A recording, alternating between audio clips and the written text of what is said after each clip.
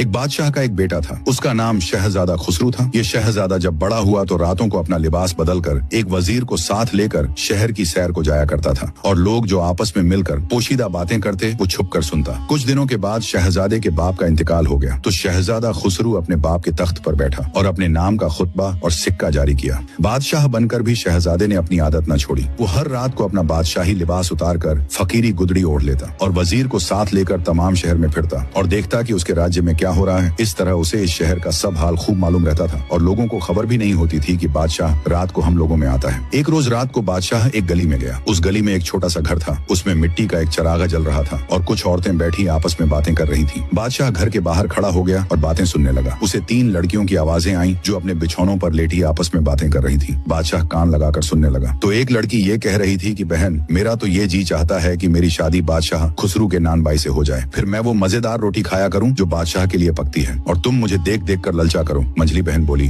कि मेरा तो यूं जी चाहता है कि मेरी शादी बादशाह के बावर्ची से हो जाए, फिर तो मैं वो उम्दा उम्दा खाने खाया करूं जो रोटी से भी ज्यादा मजेदार हूं और तुम देख देख कर तरसा करो। छोटी बहन सबसे ज्यादा खूबसूरत और अक्लमंद थी। वो बोली कि तुम लोग बहुत नदीदी हो, खाने के लिए बादशाह के नौकरों से शादी करना चाहती हो। अगर मेरा बस चले तो मैं अपनी शादी बादशाह खुसरू से करूं कि मलिका बन जाऊं, खुद भी अच्छी तरह रहूं और औरों को भी आराम पहुंचाऊं। बादशाह इन तीनों बहनों की बातें सुनकर खुश हुआ। वजीर साथ था। उससे कहा कि तुम इस घर को अच्छी तरह से पहचान लो। सुबह को मैं तुम्हें भेजूंगा कि इन तीनों लड़कियों को मेरे हुजूर में हाजिर करो। वजीर एक ने इस घर को खूब अच्छी तरह से देखकर पता याद कर लिया। फिर बादशाह और वजीर दोनों यूं ही चक्कर लगाते और बातें सुनते अपने अपने घर को चले गए।